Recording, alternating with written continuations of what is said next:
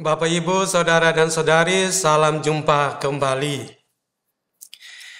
Karunia untuk mengetahui.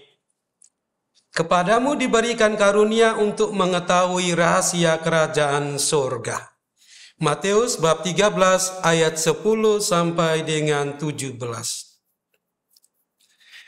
Bapak, Ibu, Saudara dan Saudari, sesuatu yang bersifat rahasia selalu tersembunyi. Manusia sering memberitahu tentang sesuatu yang bersifat rahasia dengan cara berbisik. Semakin rahasia sesuatu, semakin kecil suara orang yang dikeluarkan. Yang rahasia biasanya disampaikan dalam jarak dekat, yaitu lewat telinga saja, agar orang lain tidak mendengar dan mengetahuinya. Semakin menarik sesuatu yang dibicarakan dapat ditentukan juga oleh unsur kerahasiaan. Jika sesuatu yang rahasia itu tidak menjadi konsumsi banyak orang, maka kerahasiaannya bersifat prinsipiil. Seperti seorang pimpinan dan sekretarisnya tidak boleh membocorkan rahasia perusahaan kepada orang lain. Itu berkaitan dengan rahasia yang prinsipiil. Tetapi ada rahasia yang sifatnya kurang prinsipiil, yaitu jika sesuatu itu masuk menjadi materi gosip. Sesuatu yang digosipin awalnya memang rahasia, tetapi lama-lama menjadi tidak rahasia lagi karena sudah menjadi konsumsi banyak orang. Inilah bedanya rahasia dan gosip. Yang rahasia selalu tidak menjadi konsumsi banyak orang. Bapak, Ibu, Saudara dan Saudari yang terkasih, para murid bertanya kepada Yesus, "Mengapa engkau berkata-kata kepada mereka dalam perumpamaan?" Yesus menjawab, "Kepadamu diberikan karunia untuk mengetahui rahasia kerajaan surga, tetapi kepada mereka tidak." Perkataan ini dapat kita bandingkan dengan Matius bab 11 ayat 25 sampai dengan 27. "Aku bersyukur kepadamu Bapa Tuhan langit dan bumi, karena semuanya itu engkau sembunyikan bagi orang bijak dan orang pandai, tetapi engkau nyatakan kepada orang kecil. Ya Bapa, itulah yang berkenan kepadamu. Semua telah diserahkan kepadaku oleh Bapakku, dan tidak seorang pun mengenal anak selain Bapa, dan tidak seorang pun mengenal Bapa selain anak, dan orang yang kepadanya anak itu berkenan menyatakannya." Bapak, Ibu, Saudara dan Saudari, para murid adalah orang yang dipilih Yesus untuk mengetahui rahasia kerajaan surga. Rahasia kerajaan surga berkaitan dengan inti pewartaan Yesus yang sejak perjanjian lama atau zaman para nabi belum dinyatakan secara terang benderang, dan sekarang telah dinyatakan dan digenapi oleh Yesus sendiri. Semuanya itu diberitahukan Yesus kepada para muridnya. Tidak semua orang tahu dan mengerti tentang siapakah Yesus dan pewartaannya. Kepada para murid Yesus bertanya, "Menurut kamu, siapakah aku ini?" Petrus menjawab, "Engkau adalah Mesias, Anak Allah yang hidup." Kata Yesus kepadanya, "Berbahagialah engkau Simon bin Yunus, sebab bukan manusia yang menyatakan itu kepadamu, melainkan Bapa-Ku yang di surga."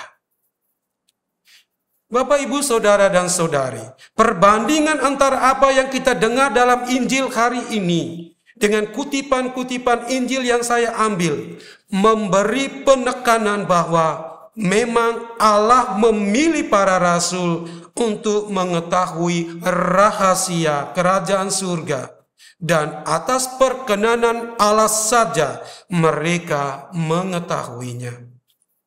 Rahasia yang tertinggi yang tidak semua orang tahu adalah bahwa para murid tahu bahwa Yesus adalah Mesias, Anak Allah. Mengapa orang lain tidak? Siapakah orang lain itu?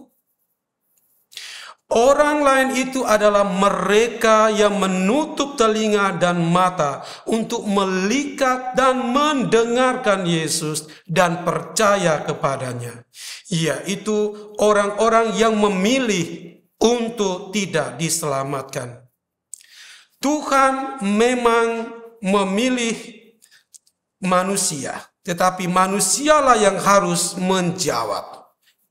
Tuhan memanggil, tetapi keselamatan itu sangat bergantung dari bagaimana kemauan manusia untuk membuka hati, menjawab sapaan panggilan Tuhan.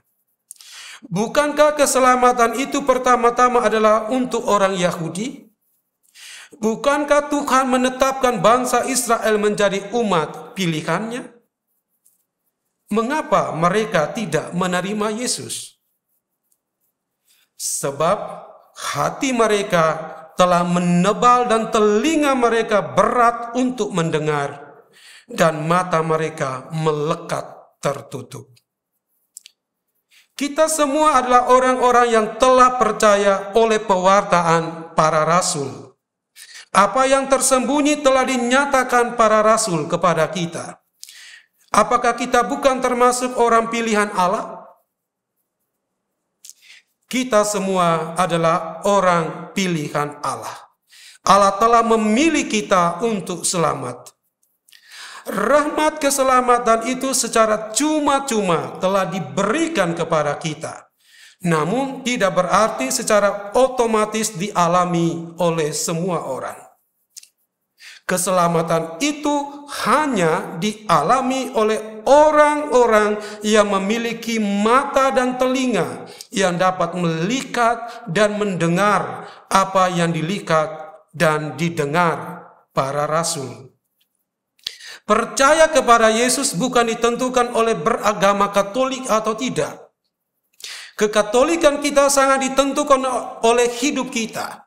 Hidup kita mestinya sesuai dengan apa yang kita lihat dan kita dengar. Identitas kita dibentuk dari cara seperti demikian.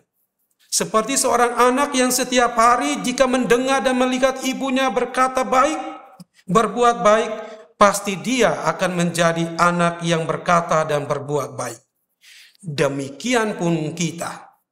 Semakin kita akrab dengan Yesus, mendengarkannya lewat doa, meditasi, mengikuti misa dan kegiatan penyegaran rohani lainnya, kita semakin merasakan kebaikan Tuhan dan hidup kita menjadi pujian keagungan Tuhan.